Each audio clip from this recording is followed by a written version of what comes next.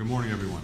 It is, as always, a great pleasure to have Foreign Secretary Cameron here at the State Department in Washington. We were just together, literally sitting next to each other, for the NATO meetings that we had in Brussels last week, but we've had an ongoing conversation, an ongoing consultation about the major challenges that both of our countries are facing and facing together. And today was another important chapter in those conversations. Starting with Ukraine, we of course reaffirmed the imperative of continuing to support and help Ukraine defend itself against the ongoing Russian aggression. I have to say that the United Kingdom has been an extraordinary leader in this effort from day one, imposing sanctions and export controls on Russia and hindering its ability to continue to finance the war, ramping up investments in the defense industrial base. This is a major effort that our two countries are engaged in with many other countries, both for immediate needs, but also for the future. We have major British defense companies that are opening offices in Kyiv, working jointly with our Ukrainian friends, helping Ukraine develop its own defense products. And the UK was the first country to formalize and finalize the bilateral security agreements that 30 countries have either now concluded negotiations on or are in the process of negotiating with Ukraine to help Ukraine develop a future force, one that can deter aggression and defend itself in the future. We talked about ways to strengthen efforts to prevent the transfer and weapons of material to Russia for use in Ukraine. And this is an ongoing challenge, and we see weapons, we also see technologies to support the defense industrial base in Russia coming from North Korea, from Iran, from China. This is an area of particular concern for not only the United States and the United Kingdom, but many of our allies and partners throughout Europe. We also talked about the imperative of getting assistance to Ukraine now in terms of additional munitions, air defenses, artillery. We both heard last week from the Ukrainian Foreign Minister Kuleba at NATO about the immediate needs. Both of our countries are pressing ourselves and pressing others to do this. And in that light, the supplemental budget request that President Biden has made of Congress is urgent and it's imperative. The House is now back in session. We look to see that brought before the House and to get a vote as quickly as possible. And again, I've said this before, but it is always worth reminding that when it comes to burden sharing, I've never seen a better example in my time in government, now over 30 years. The United States has done extraordinary things for Ukraine. Our European partners and others beyond Europe, around the world, have done even more over the last 2 years. Military support, economic support, humanitarian support. So there's genuine burden sharing and carrying the load. We need to continue to do our part. And again, I'll remind that the overwhelming majority of the resources in the supplemental budget request will actually be invested right here in the United States, in our own defense industrial base to produce what Ukraine needs, but providing in the meantime good American jobs. We of course discussed the situation in the Middle East and in Gaza. Israel has made important commitments to significantly increase the supply of humanitarian assistance throughout Gaza, and has taken some initial actions as well to move on those commitments. We're looking at a number of critical things that need to happen in the coming days, including opening a new northern point of entry for assistance into Gaza, using Ashdod on a regular basis, maximizing the flow of assistance from Jordan, as well as putting in place a much more effective deconfliction mechanism with the humanitarian groups that are providing assistance. Just yesterday, more than 400 trucks were cleared to go into Gaza, and that is the most since October 7th in any given day. But what matters is results and sustained results, and this is what we will be looking at very carefully in the days ahead. And that includes making sure that the assistance that gets into Gaza is distributed effectively throughout Gaza, not just in the south or in central Gaza. It has to get to the north as well. Of course, we have our own citizens who remain hostage in Gaza, held by Hamas. We continue to work very closely with Israel with Egypt, with Qatar, on getting an agreement that would result in an immediate ceasefire and the release of hostages, and also create even better conditions for surging assistance to those who need it in Gaza. Two other quick things I wanted to touch on. In the Indo-Pacific, our two countries are aligned on the key issues before us in the Indo-Pacific: ensuring peace and stability across the Taiwan Strait, South China Sea, the Korean Peninsula, standing up when the PRC is engaged in unfair trade practices and non-market practices, including addressing the global economic consequences of Chinese industrial overcapacity and the need for a level playing field. Secretary Yellen spoke very clearly and forcefully to this during her recent trip to China. This is an ongoing concern for our countries and for many other countries around the world. And of course, we have our AUKUS agreement, modernizing partnerships to meet future challenges, to promote a free and open Indo-Pacific. Australia's selection last month of British companies to develop nuclear-powered submarines is a milestone in actually integrating our defense industrial bases. We also discussed partnerships with other countries through AUKUS, including one that we'll discuss with Japan when Prime Minister Kishida is here this week, and having partners engaged, particularly in Pillar 2 activities, is something that will carry this partnership forward. Finally, we're working together in this hemisphere to address shared interests and to try to advance peace, security, and opportunity. I welcome the conversations that we had about that as well. With that, David, let me turn it over to you. Well, thank you very much, Tony. It's very good to be back in Washington, very good to be back with you. In a time of danger like this in international affairs, close alliances really matter. And there is no closer alliance for us than our partnership with the United States. And I think the work we've been doing here and in NATO and what we'll be doing at the G7 really demonstrates that. On Ukraine, I want to echo what Tony said. Put simply, we know what works, we know what they need, and we know what is right for us.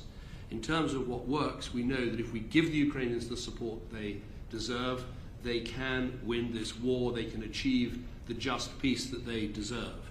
They've sunk 25% of Russia's Black Sea fleet. They've inflicted over 350,000 casualties on Russian armed forces who launched this unprovoked and unjustified aggression. And we know that if we keep on backing them, we can lead this to the right conclusion. And we know what they need. We know they need air defenses. The Ukrainian foreign minister was so clear about that in NATO. We know they need ammunition. There's the excellent Czech initiative to bring forward ammunition. That's going to arrive in June, and even before that, Britain is taking action to source more ammunition for them in the run-up to that. We know that they need support from NATO allies and a good outcome to the NATO summit, which we were discussing this morning. And we know that they need money in the form of the frozen Russian sovereign assets, and we're making good progress in how to access that funds on an agreed basis that I think we can take forward at the G7. And of course, in terms of the money they need and the support they need, perhaps nothing is more important than the supplemental that the Congress is looking at the moment. And I come here with no intention to lecture anybody or tell anybody what to do or get in the way of the process of politics and other things in the United States. I just come here as a great friend and believer in this country, and a believer that it's profoundly in your interests and your security and your future and the future of all your partners to release this money and let it through. And I'm looking forward to meetings I'm going to be having in Congress later today. And above all, we know what's right for us. We know that it is right to stop Putin's aggression. We know it's right for our own militaries and our own production bases to ramp up production, not just for Ukraine, but for our own stocks. And as Tony said, so many of the jobs created will be jobs created here in the United States, and indeed, when we're dealing with our own weapon systems, jobs in the UK. We know it's right to send this very clear message to all those watching around the world, including China, that we stand by our allies, that we don't reward aggression, that we help those who are trying to fight it off. And we know it's right for our own security. That leads to the NATO conference. We had some excellent discussions. I remember chairing the NATO summit in Wales in 2014. Back then, only 3 countries met the 2 percentage points of GDP on defence spending. I'm proud to say Britain was one of them. We're now up to around 20 countries out of an alliance of 32 members. And I think we can make real progress between now and the summit in Washington with every country, showing how they're going to get from where they are now to that 2%. And I would urge all those countries to think about how they can do it. And we'll also be looking at this mission for Ukraine, about how NATO can do more to coordinate and help that country in its struggle. On our discussions on Israel and Gaza, as I said at the weekend, we see this in 4 very clear ways. One, we back the hostages and their families, who are now in day 185 of their appalling captivity. We go hard on getting aid into Gaza. It's the right thing to do. And what was previously seen as impossible is now possible, and that is hugely welcome. We want to see that followed up.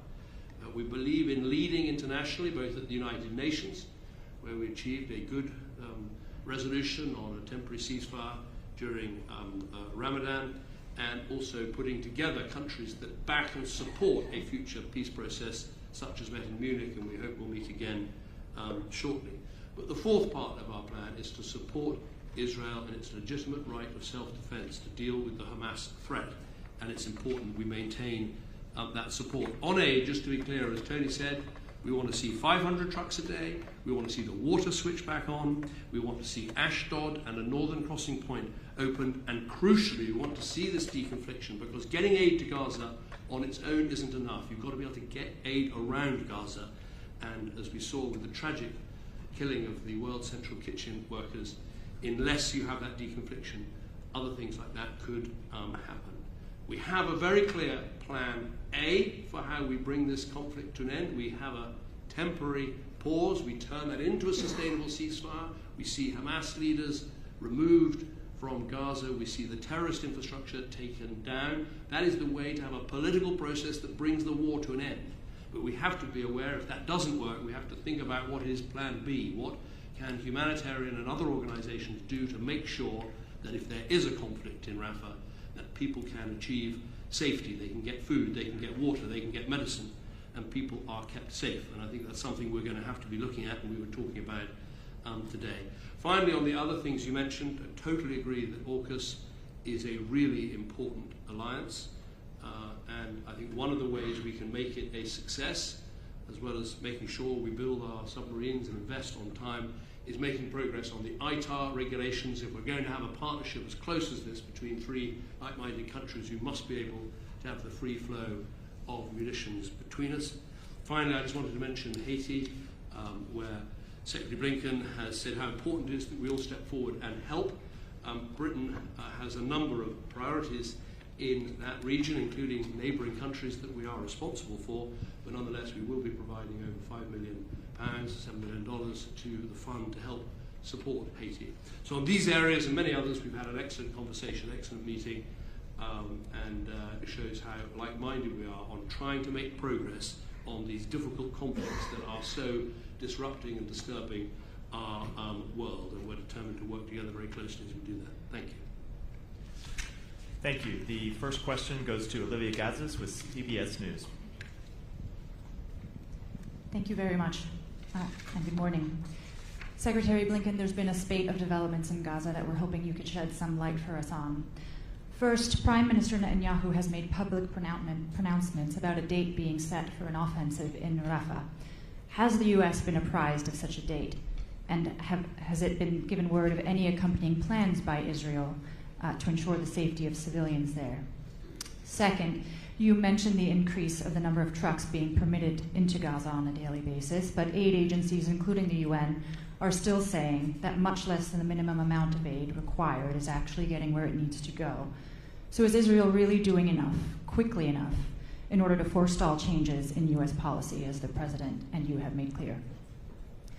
Foreign Secretary Cameron, you've come to Washington from a meeting in Florida with the former president and current presidential candidate, Donald Trump. We understand that aid to Ukraine was a key item on the agenda.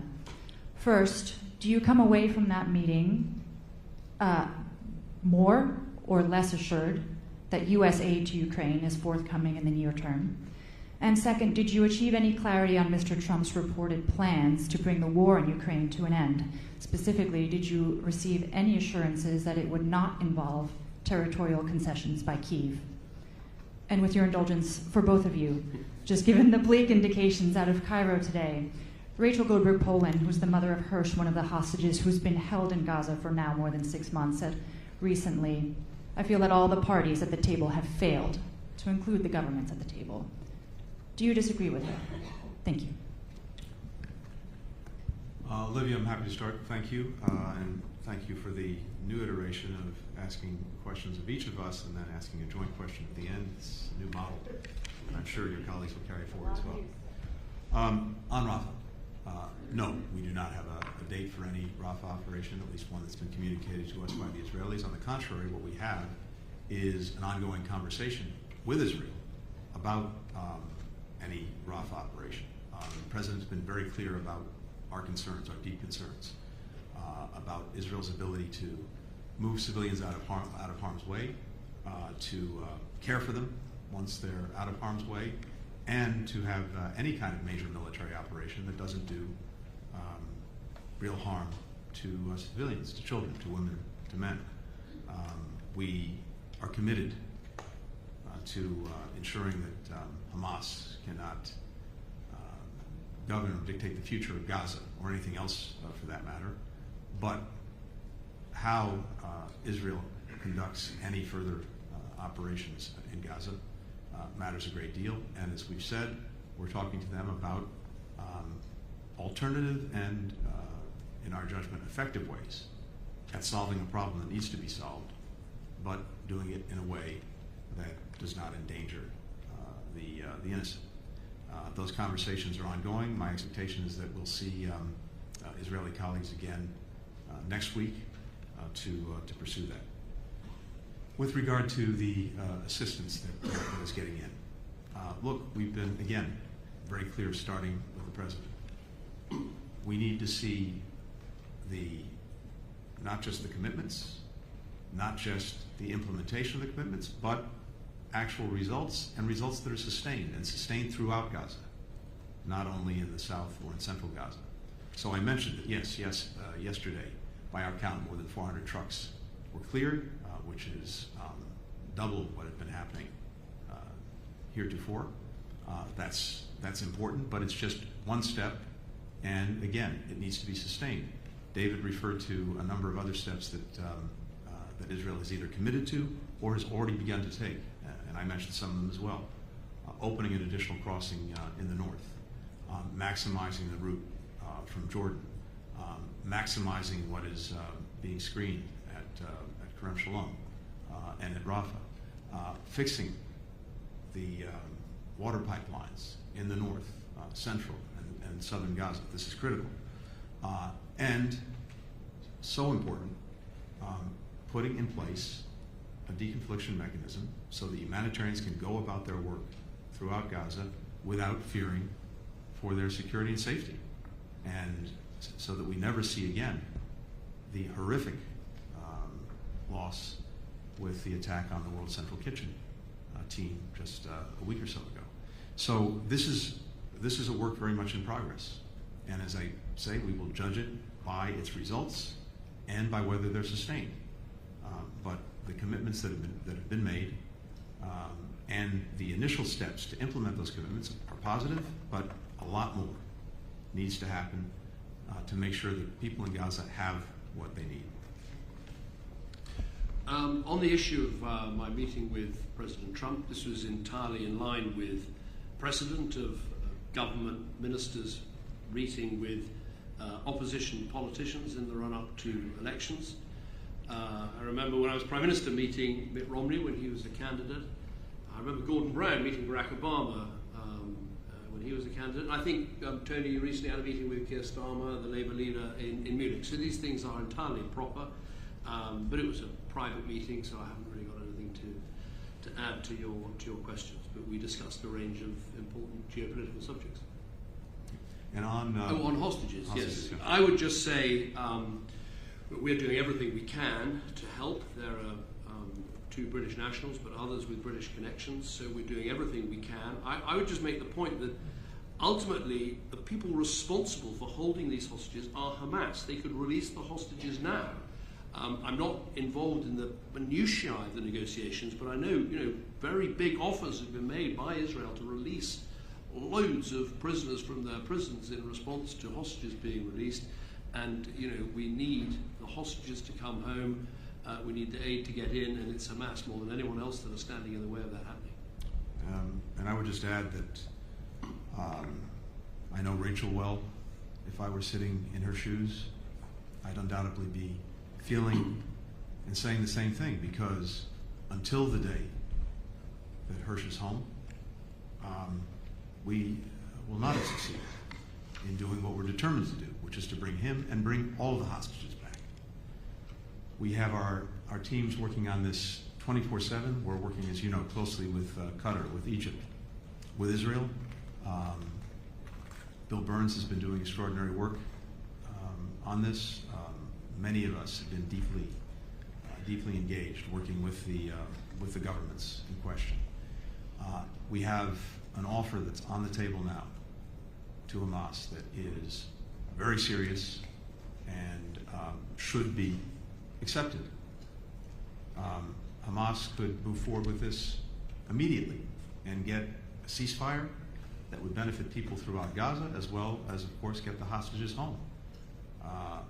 I think the fact that it continues to not say yes is a reflection of what it really thinks about the people of Gaza, which is not much at all. It's also extraordinary the extent to which Hamas has been almost erased from this story. As we both said, going back almost to day one, none of what we've seen in Gaza would have happened had Hamas given up the hostages right away, put down its weapons, stopped hiding behind civilians, and surrendered. It has an opportunity now to agree to the proposal on a ceasefire and on hostages. The ball is in Hamas's court. The world is watching to see what it does. Felicia Schwartz with the Financial Times. Thank you. Secretary Blinken, are you confident that the talks in Washington on Rafah will happen before Israel does go into Rafah, and that they will follow your advice when doing so? And on assistance, how long does Israel have to sustain the aid that you spoke about or risk consequences? And do you agree with Foreign Secretary Cameron that there needs to be a plan B? And what do you think that should be? Foreign Secretary Cameron, you said before coming to the U.S. that you would encourage Speaker Johnson to get Ukraine aid through the House, but now you are not seeing him. Why is that? And have you left your meeting with President Trump believing that he will give Johnson the green light to make that vote happen? Felicia, let me take the second part first, which is on aid and how long does it need to be sustained. It needs to be sustained as long as necessary to ensure that the people of Gaza have what they need to get by, and sustained as long as it takes to put in place something more permanent when this conflict comes to an end that can guarantee that people are getting what they need and begin to rebuild Gaza. So there's no date certain at all. This needs to not only happen, not only need to be sustained, but it just needs to continue as long as it's necessary to provide for people in Gaza. It's as simple and as straightforward as that. And again, with regard to Rafah, I don't want to prejudge any these ongoing talks. And I can tell you that, again, we expect to have a continuation of those talks next week. I don't anticipate any actions being taken before those talks. And for that matter, I don't see anything imminent. But there is a lot of work to be done, and it remains our conviction that major military operations in Rafah would be extremely dangerous for civilians who would be caught in harm's way. That as we share the commitment to dealing with the problem posed by Hamas, we believe there are other effective ways to do it. That's going to be the subject of these ongoing conversations. I don't want to prejudge what the outcome will be. Thank you. I'm going to be going to the Hill. I've got a range of meetings with senators and congressmen both sides of the aisle. I always do this with great trepidation. It's not for foreign politicians to tell legislators in another country what to do. It's just that I'm so passionate about the importance of defending Ukraine against this aggression that I think it is absolutely the interests of US security that Putin fails in his illegal invasion. I think it's good for US jobs that we continue to back Ukraine with the weapons that they need. And I think in terms of how the United States and the United Kingdom as allies are seen around the world, there will be people in Tehran, in Pyongyang, in Beijing, looking at how we stand by our allies, how we help them, how we stop this illegal and unprovoked aggression, and working out whether we are committed, whether we're prepared to see it through. So I'm here to offer my opinion, to meet with anyone who wants to talk to me about it, to make those arguments. And I think the perspective, I always encourage others in Europe, particularly perhaps those right up against the fence with Russia, who feel the Russian aggression, who feel the fear of it. And I think, as I said at the NATO summit last week, it's so important that the outcome of all this is a secure and strong NATO with full US and Atlantic support, rather than a setback for the Western alliance, a victory for Putin, and a sense that we don't stand by our allies and our friends at their time of need. So that's the spirit in which I'm here. I'm delighted to have a whole series of meetings this afternoon and some more tomorrow, and I'll make time for any people in Congress who would welcome a conversation about this. Tom Bateman with the BBC. Thank you very much. Secretary Blinken, first of all, the BBC spoke last week to the parents of Jacob Flickinger, who was the US-Canadian citizen who was killed in the World Central Kitchen Israeli airstrike. His parents described the convoy as being chased down. They described it as a crime. What assurance can you give them that there will be meaningful accountability, given that in the last 2.5 years, 2 other American citizens have been killed at the hands of Israeli forces in cases which have not seen meaningful accountability? And what lessons do you think from those cases that soldiers on the ground are taking? And Foreign Secretary, you said on March the 8th that you would get new advice on Israel's compliance with international law. You said in the coming days, on March the 8th, it is now April the 9th. So when are you going to decide whether or not Israel is breaching international humanitarian law? And you talked about, on Ukraine, not wanting to lecture and to come here. You've also said that you're dropping diplomatic niceties on this issue. You've compared those who won't act to the appeasers of Hitler in the 1930s, and asked people to change the narrative on Ukraine. What evidence do you have that coming here, that approach is working? And in that context, do you still think that Donald Trump is protectionist, xenophobic, and misogynistic? Tom, thank you. I'll start first. I spoke over the weekend to Jacob's father and to his partner. I heard directly from them separately.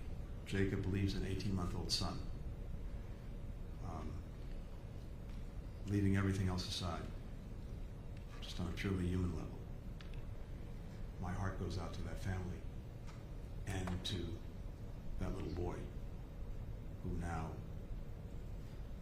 has no father.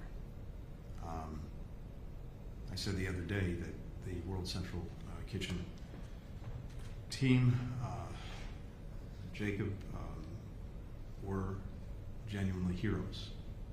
And I hope that no matter what else, we never lose sight of that fact.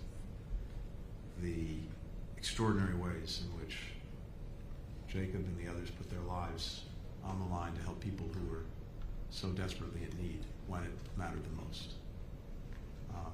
It's an extraordinary inspiration, but it's also an extraordinary responsibility on our shoulders and everyone else is to do everything we can to ensure that this never happens again.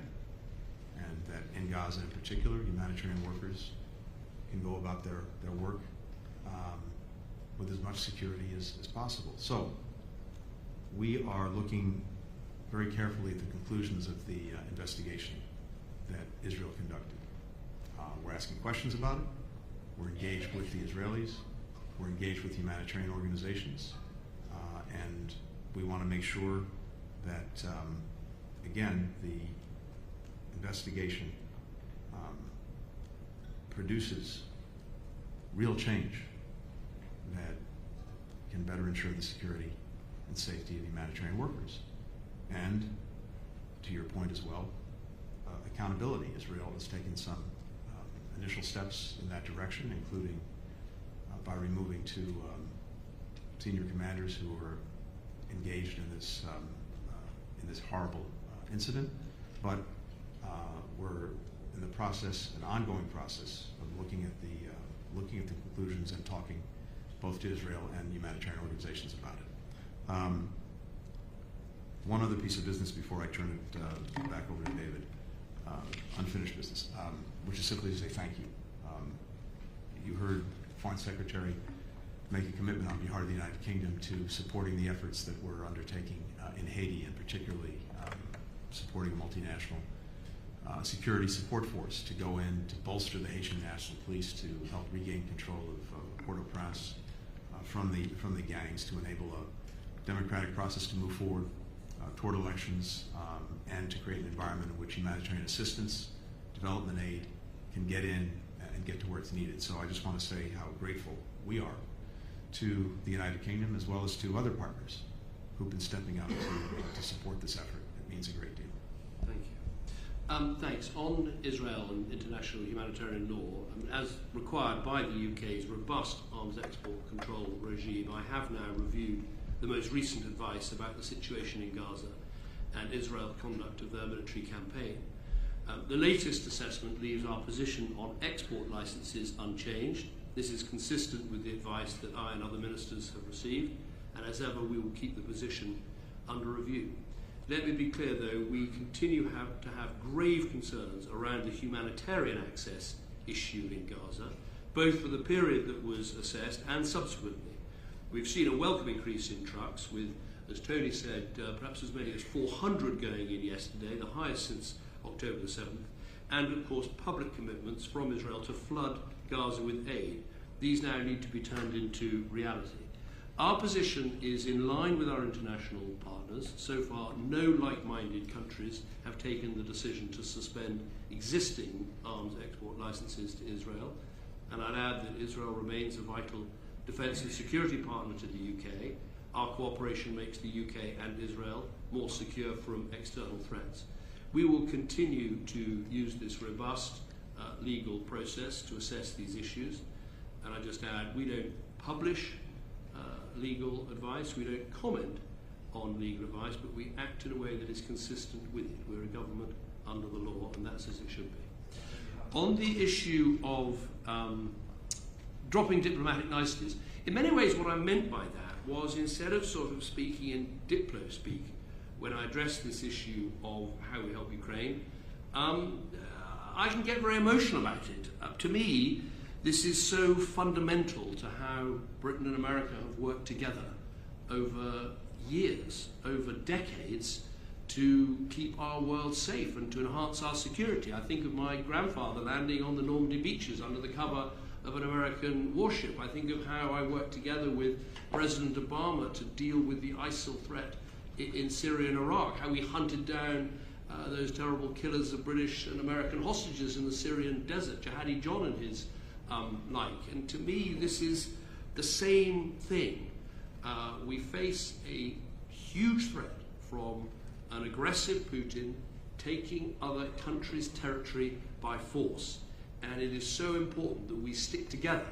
This is the great lesson from NATO, celebrating its 75th anniversary this year, is that if we stick together, if we work together, we can create a more secure Europe, but also a more secure US. And I say this as someone who doesn't just like and respect America. I say this as someone who loves this country. I mean, of course, I love my own country more than anything, but I do love the United States. I feel passionate about this country, its role in the world, in defending freedom, in standing up to aggression, in trying to take the side of countries that are being traduced in this way. And so when I go and speak with colleagues in Congress, I try and keep the diplomatic language, but sometimes it spills over into quite emotional language, because this is the right thing for us to do. And future generations are going to look back at us and say, did we do enough when this country was invaded by a dictator trying to redraw boundaries by force? Did we learn the lessons from history? Did we do enough? And I'm passionate we're not going to be found wanting. So that's why I sometimes drop the diplomatic niceties. I've said we had a good meeting. We discussed a range of international issues, but effectively it was a private meeting, and one that very much in the precedent of meeting with opposition leaders. Obviously in Britain, we respect the electoral process, the democratic process here in the United States, and work with whoever is elected for the benefit of both our countries. And for the final question, Robert Moore with ITV. Yeah, hi, Robert Moore with ITV News. Thanks for both of you taking my question. Foreign Secretary, first of all, you had dinner, as we know, by all accounts, a warm and friendly dinner with Donald Trump last night. You call it a private dinner, but you're a Foreign Secretary, he's a presidential candidate. Can you, at a minimum, say at least he listened sympathetically to your argument that the House should unlock Ukraine funding? And did he give you any assurance at all that if he won in November, he would remain, that the United States would remain a key member of NATO? And just to follow up on my BBC colleague's fine question about international humanitarian law and the supply of weapons. I mean, given the passions coursing through our societies about the Gaza issue, what is the argument against transparency, against letting people know what the legal advice being received by you is? Isn't transparency everything? And Secretary of State, I mean, you've expressed outrage today and in recent days about the death of those 7 international aid workers. Eloquent outrage. But it begs the question. There have been hundreds of humanitarians killed in Gaza over the last 6 months. Dozens of journalists. Many people who have been waving white flags and have still been shot down by IDF forces. I mean, where was the outrage then, and why then didn't you offer to reshape American policy if necessary? Why only now? Is it just the passports of these 7 held? Okay, first of all, on my dinner, I'm not going to relent from the fact that it was a private dinner, but we discussed geopolitical issues like Israel and Gaza, like Ukraine, like the future of NATO. Look, whoever I'm talking to, I tend to make the same points, which is that we've got to do everything we can this year to get NATO in its strongest possible shape for its 75th anniversary, and getting everyone up to 2%, having the new members joining Sweden and Finland, having the strongest possible alliance. That's the best thing we can do. On Ukraine, the best thing we can do this year is to help keep the Ukrainians in this fight. They're fighting so bravely, they're not going to lose for want of morale. The danger is we don't give them the support that they need, and I make that argument to anyone who will listen to me. I argue that it is extremely good value for money for the United States and for others. Perhaps for about 5 or 10% of your defense budget, almost half of Russia's pre-war military equipment has been destroyed without the loss of a single American life. This is an investment in United States security. So that's what I would say. On the issue of legal advice, I think it is an important principle that legal advice is not published, that ministers consider it and act in a way that is consistent with it. We answer questions about it, as I am now, as I will be in the House of Lords, I'm sure, next week, and I've got a question time on Tuesday, but probably a statement as well, and it's right that we answer those questions. We have published summaries of legal advice, but that has been when we've been sending British troops into action, as we did in Libya, or as we did recently when we sent British Air Force personnel into combat with the Houthis. I think that's a different situation, a summary of legal advice published in those circumstances. I don't think it's right in these circumstances, and I say we act consistent with it. We're happy to answer questions about it. We're very clear about the deep concern we have about the humanitarian aid situation, but the overall judgment is those export licenses will remain open and continue. Rob, to your question, the thousands of children, of women, of men have been caught in a crossfire Hamas is making, going back to October. Their loss, their suffering is absolutely gut-wrenching. We've worked from day one to do everything we could to ensure that protection of civilians was being maximized, provision of humanitarian assistance to those who needed it was also being maximized. We've seen results over the course of these many months, starting with the opening of the Rafah gate very early on, Kerem Shalom, flour from Ashdod, the provision of fuel on a sustained basis. But it has manifestly not been enough. Far from it. The results simply have not been there. And even if the intent was, it's the results that count. And it was clear from everything that we continue to see that we have to have change. Have to have change that results in people getting the assistance they need throughout Gaza. And that was the import of the President's conversation last week with Prime Minister Netanyahu. But it was, in many ways, the culmination of many conversations that, as I said, produced results, but insufficient in terms of actually meeting the needs of people. So what we're focused on now is making sure that the commitments that Israel has made to do more effectively, and to put that in place is that actually happens, and as I said, is sustained, and as I said, produces results. That's the measure. That's the test. That's what we're looking at intently. We want to do everything we can, but principally we want to see Israel do everything it can and must to reduce the impact on civilians, to get assistance to those who need it, to do it on a sustained basis. It would also be, I think, important that so much of the understandable passion, outrage, and anger directed at Israel for the plight of Palestinian civilians in Gaza, some of that might also be reserved and directed for Hamas. It remains astounding to me that the world is almost deafeningly silent when it comes to Hamas. We would not be where we are had they not chosen to engage in one of the most horrific acts of brutality and terrorism on October 7th, and had they then, having done that, not refused these many, many months to get out of the way of civilians, to stop hiding behind them, to put down their arms, to release the hostages, to surrender. Where's the outrage there? Having said that, I'll repeat what I've said incessantly from day one. Despite that, Israel has obligations. It has responsibilities that are moral, that are strategic, and that are legal to do everything it can to protect civilians and to get assistance to the many who need it. That's what we're focused on. Thank you.